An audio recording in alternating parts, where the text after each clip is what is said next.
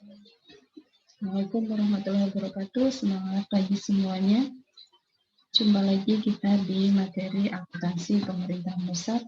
Dan pada hari ini saya akan membahas terkait dengan akuntansi aset lainnya. Nah, untuk akuntansi aset lainnya ini akan saya bagi menjadi 2 video pembelajaran. Yang pertama ini akan membahas terkait dengan 2 materi. Dan berikutnya nanti sisanya ada di video yang kedua. Mari kita lanjutkan. Baik, tujuan pembelajaran dari aset lainnya ini adalah mahasiswa mampu menganalisis akuntansi untuk aset lainnya. Kemudian di samping di sini ada beberapa aturan yang kita gunakan sebagai dasar untuk pembelajaran terkait dengan akuntansi aset lainnya. Apa saja yang akan kita bahas? Karena kita bicara tentang akuntansi, tentunya pertama kita akan membicarakan gambaran umum terlebih dahulu, yaitu terkait dengan pengertian. Kemudian nanti kita bicara tentang pengakuan dan pengukuran. Kemudian masuk ke teknis jurnalnya seperti apa. Dan terakhir adalah kita akan bahas terkait dengan penyajian dan pengungkapan. Nah, kita masuk ke yang pertama, pengertian dari aset lainnya. Menurut PSAP, aset lainnya adalah aset non-lancar selain investasi jangka panjang, aset tetap, dan dana cadangan. Menurut PMK 225, garis miring PMK 05 garis miring 2019 tentang kebijakan akuntansi, aset lainnya adalah aset pemerintah selain aset lancar, investasi jangka panjang, aset tetap, dana cadangan, dan piutang jangka panjang.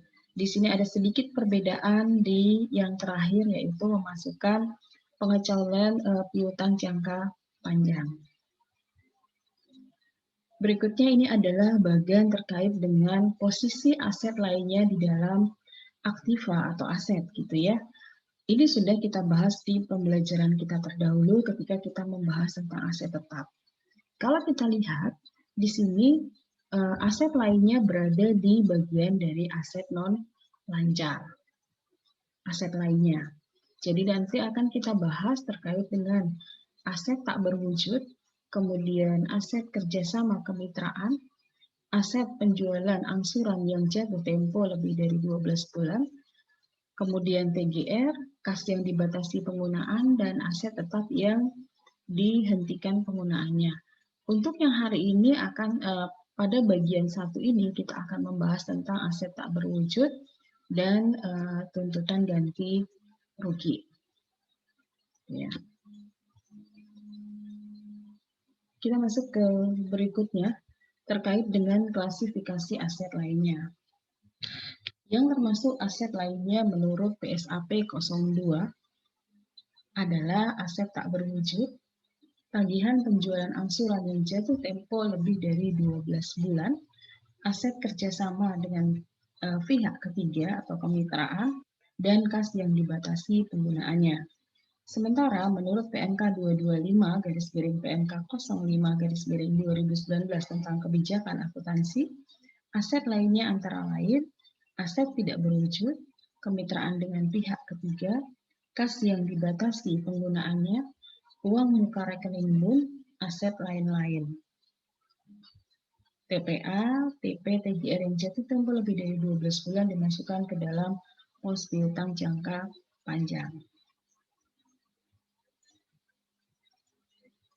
Kita masuk ke definisi dan kriteria aset tidak berwujud. Jadi kita masuk ke kategori yang pertama dari aset lainnya, yaitu aset tidak berwujud. Aset tidak berwujud merupakan aset non-keuangan yang dapat diidentifikasi dan tidak mempunyai wujud fisik, serta dimiliki untuk digunakan dalam menghasilkan barang atau jasa, atau digunakan untuk tujuan lainnya termasuk hak atas kekayaan intelektual.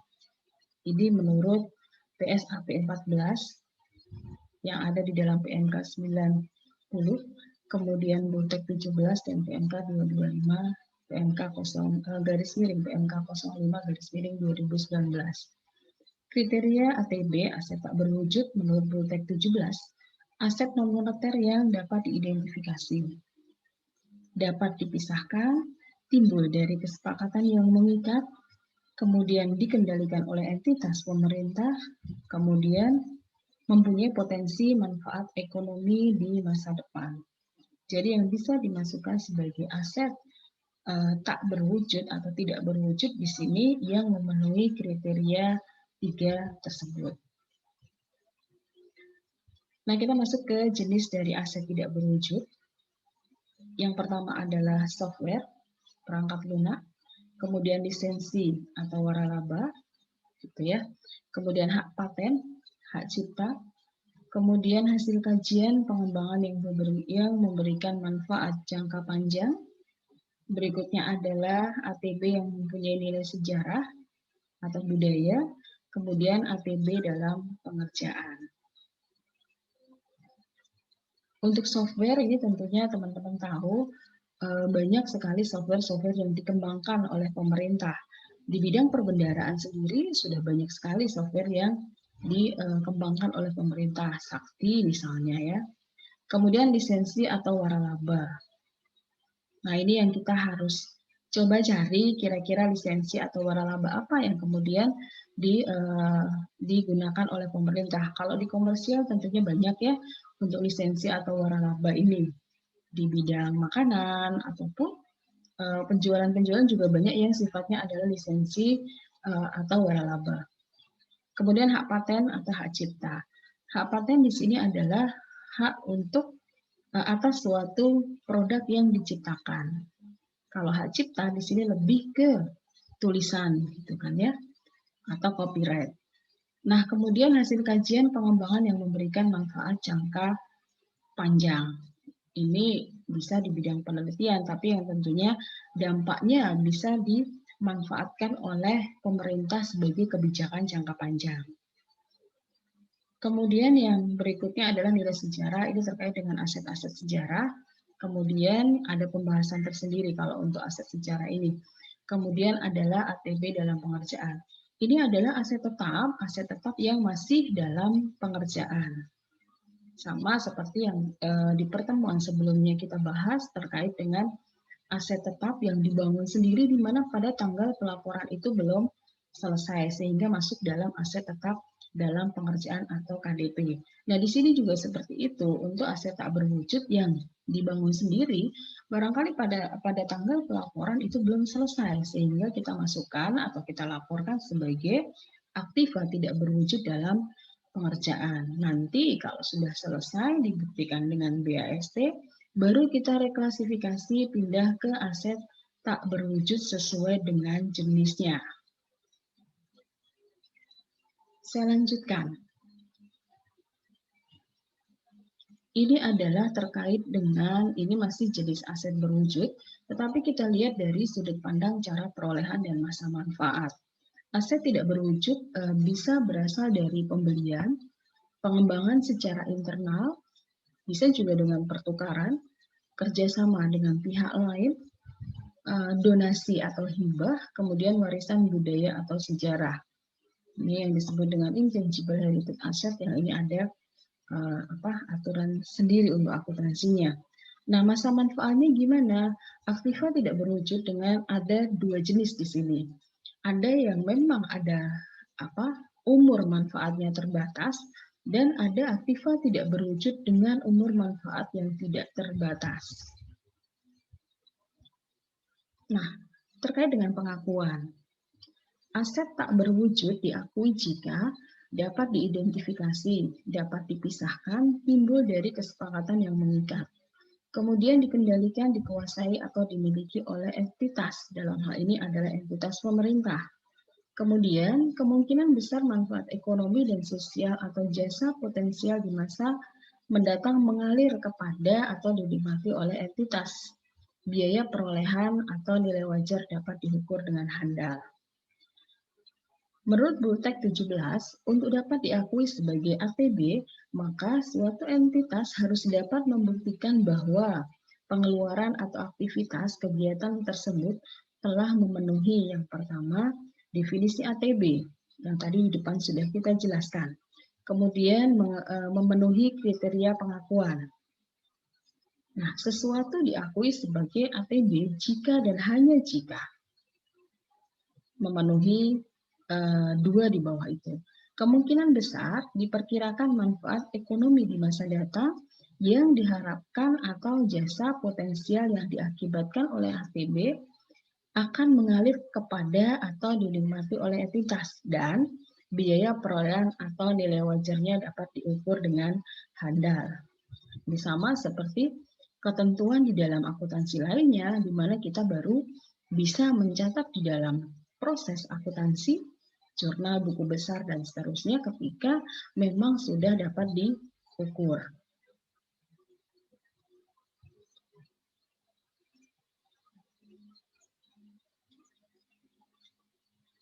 Berikutnya, pengakuan aset tak berwujud internal. Ini lebih detailnya dalam bentuk bagan.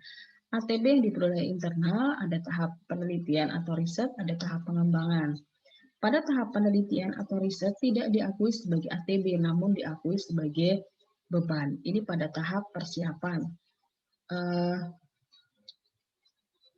Kemudian pada tahap pengembangan, dikapitalisasi sebagai aktiva tak berwujud ataupun ATB.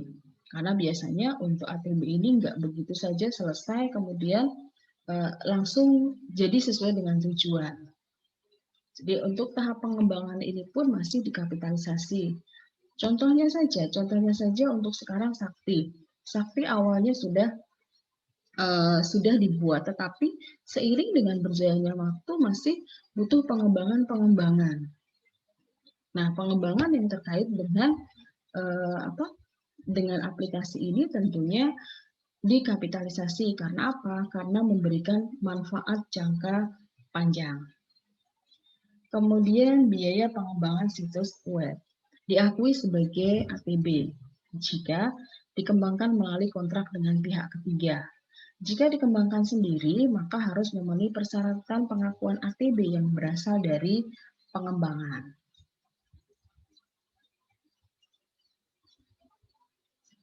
Untuk software atau pelengkap lunak, ini bisa diperoleh dari internal ataupun eksternal.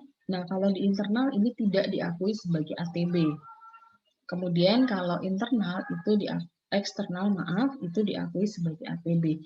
Jadi kalau tadi yang contoh di depan misalnya ada software apa yang dilihat dulu apakah itu dibuat secara dibuat oleh internal, atau kalau dalam pengadaan itu sering disebut dengan swakelola gitu ya, itu tentunya tidak diakui sebagai ATB. Kenapa? Karena pengeluarannya diakui sesuai dengan jenis pengeluarannya. Misalnya ada honor tim, ya udah itu diakui sebagai belanja barang misalnya. Kemudian ada bahan, berarti itu diakui sebagai belanja bahan dan seterusnya. Tetapi kalau diperoleh dari eksternal, biasanya dalam bentuk kontrak, nah ini langsung diakui sebagai ATB. Kemudian untuk pemanfaatannya, digunakan sendiri, diakui sebagai ATB, dijual atau diserahkan. Nah, kalau dijual atau diserahkan kepada pihak lain, kepada masyarakat misalnya, itu diakui sebagai persediaan. Terkait dengan masa manfaat, di sini kalau kurang dari 12 bulan tidak dikapitalisasi, lebih dari 12 bulan dikapitalisasi. Untuk penelitian dibiayai instansi lain, aset tak berwujud diakui oleh entitas yang memiliki anggaran yang berhak mencatat ATB. Namun, pencatatan ATB tetap harus memenuhi kriteria pengakuan ATB yang sudah kita jelaskan di atas. Pengukuran aset tidak berwujud. Pengukuran awal sebesar biaya perolehan. Nilai wajar jika biaya perolehan tidak tersedia. Pengukuran setelah perolehan, ini harus kita lihat apabila memenuhi kriteria menambah sisa umur manfaat ekonomi selanjutnya atau meningkatkan nilai guna dalam bentuk peningkatan kapasitas, efektivitas, ataupun efisiensi. Nah, ini baru dapat kita kapitalisasi. Pengukuran ATB yang diperoleh secara internal. ATB dari kegiatan pengembangan diakui sebesar biaya perolehannya.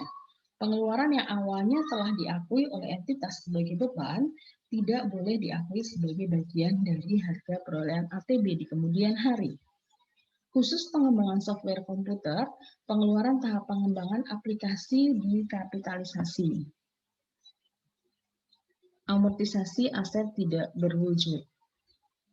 Menurut PSAP 14 dan Bultek 17, ini hanya dilakukan untuk aset tidak berwujud yang masa manfaatnya terbatas.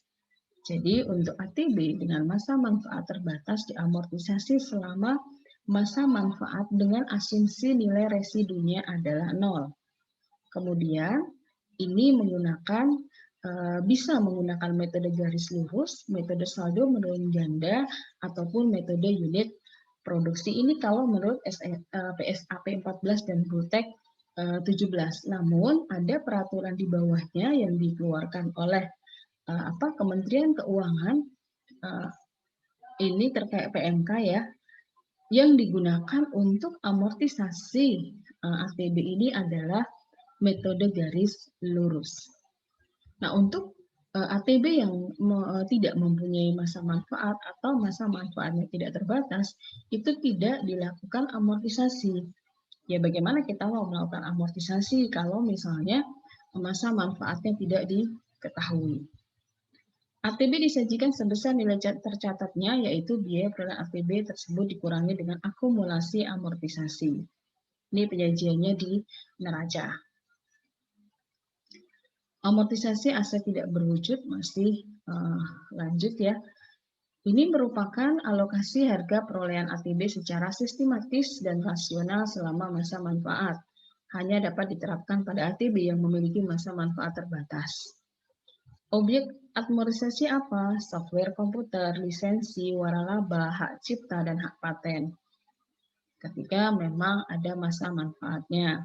Penentuan nilai yang dapat diamortisasi. Setiap unit ATB dengan nilai residu 0, kecuali terdapat komitmen dari pihak ketiga yang akan mengambil alih ATB pada akhir masa manfaat.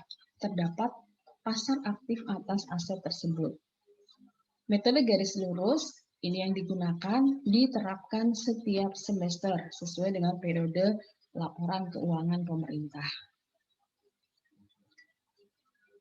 Berikutnya adalah penghentian dan pelepasan aset tidak berwujud. Penghentian ATB dilakukan pada saat dilepaskan atau ATB tersebut tidak lagi memiliki manfaat ekonomi masa depan yang diharapkan dari penggunaan atau pelepasannya. Dihentikan dari penggunaan, dipindahkan ke pos lain-lain, dihentikan secara permanen atau dilepas, dikeluarkan dari neraca dan diungkap dalam calap. Dihentikan karena ada manfaat masa depan. Dihentikan karena tidak ada manfaat masa depan. Nilai tercatat diakui sebagai beban, dilepas karena dijual atau dipertukarkan. Ini apabila ada selisih diakui sebagai kerugian ataupun keuntungan. Kita masuk ke jurnal dari perolehan aset lainnya untuk aset tidak berwujud. Nah, ini dimulai seperti pengakuan pada umumnya, yaitu pada saat diterima aset lainnya atau BAST. Tetapi di sini untuk jurnal kasnya belum, karena belum ada pengeluaran kas. Untuk jurnal akrual dicatat aset lainnya ATB belum diregister pada hutang yang belum diterima tagihannya. Pada saat validasi SPP, kasnya belum. Di jurnal akrual, hutang yang belum diterima tagihannya pada belanja modal yang masih harus dibayar. Nah, pada saat terima SP2D, baru jurnal kasnya mencatat sebagai belanja modal lainnya pada ditagihkan ke entitas lain. Nah, untuk jurnal akrualnya, jurnalnya adalah belanja modal yang masih harus dibayar. Ini membalik jurnal sebelumnya pada saat validasi SPP, dan kreditnya adalah ditagihkan ke entitas lain.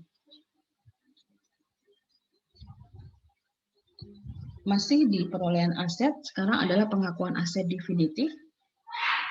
Ini jurnalnya adalah aset lainnya ATB pada aset lainnya yang belum diregister.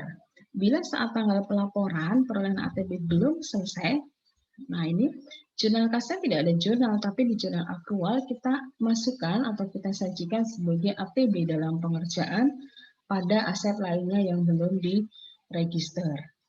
Nah, bila ATB dalam pengerjaan sudah selesai dan kita reklas menjadi aset lainnya. Di jurnal kas tentunya tidak ada jurnal, tapi di jurnal akrual aset lainnya ATB, kreditnya adalah ATB dalam pengerjaan. Untuk jurnal amortisasi dan penyesuaian, ini untuk amortisasi, jurnalnya adalah di jurnal kas tentunya tidak ada karena ini transaksi non kas gitu ya. Kemudian di jurnal akrual ini beban amortisasi pada akumulasi penyusutan sejumlah hasil hitungan dengan metode garis lurus tadi. Kemudian untuk penyesuaian dalam tahun berjalan, apabila ada penyesuaian misalnya kurang gitu ya amortisasinya, berarti di sini harus kita tambahkan. Kalau ini terjadi pada periode berjalan, karena ini bukan transaksi kas, berarti jurnal kasnya tidak dibuat, tetapi di jurnal akrualnya itu kita buat jurnal beban amortisasi sebesar penyesuaiannya berapa, kemudian akumulasi amortisasi ATB. Nah, apabila terjadinya penyesuaian itu untuk periode yang telah lewat, periode lalu gitu ya, di jurnal kasnya tetap nggak ada jurnal, tetapi di jurnal akrual ini kita masukkan langsung ke ekuitas. Kenapa? Karena beban amortisasinya sudah ditutup gitu ya, jadi langsung masuk ke ekuitas pada akumulasi amortisasi ATB. Untuk penyajian dan pengungkapan aset tidak berwujud. ATB disajikan dalam neraca sebagai bagian dari aset lainnya. Pengungkapannya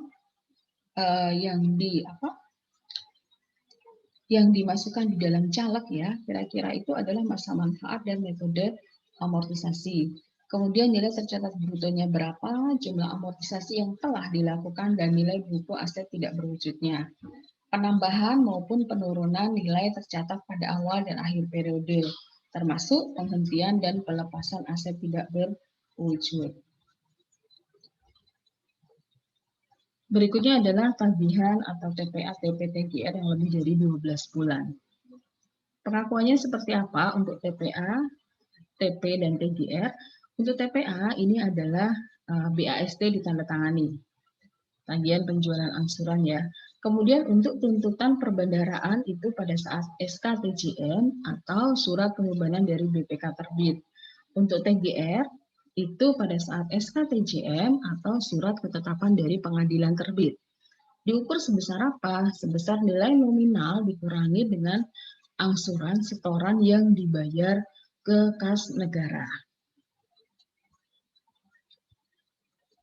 Untuk jurnalnya, di sini pada saat timbulnya TPA, TP, TGR, di kasnya belum di jurnal karena belum ada aliran kas. Kemudian untuk jurnal akrualnya diakui TPA, TP, TGR pada pendapatan LO PNBP. Nah, berikutnya pada akhir tahun, ketika ada TPA, TP, TGR yang akan jatuh tempo di periode berikutnya, yang artinya adalah kurang dari 12 bulan, kita reklas menjadi bagian lancar. Ini teman-teman sudah belajar dulu di pengantar akuntansi, di mana untuk hutang jangka panjang yang jatuh tempo dalam periode kurang dari 12 bulan, penyajiannya kita pindahkan menjadi current liabilities dulu. Nah, itu sama ya. Ini kalau periodenya kurang dari 12 bulan, kita pindahkan ke bagian lancar namanya. Bagian lancar TPA, TP, TGR. Nah, kemudian kreditnya adalah TPA, TP, TGR. Nah, pada awal periode ini dibalik, dibuat jurnal pembalik. Nah, ini juga sifatnya sama seperti yang kita pelajari di pengantar akuntansi, bahwa jurnal balik itu sifatnya adalah opsional, bisa dibuat, bisa tidak. Jurnal baliknya seperti apa? Jurnal kasnya tidak ada, jurnal akrualnya adalah TPA, TP, TGR pada bagian lancar TPA, TP, TGR. Baik, kita lanjutkan.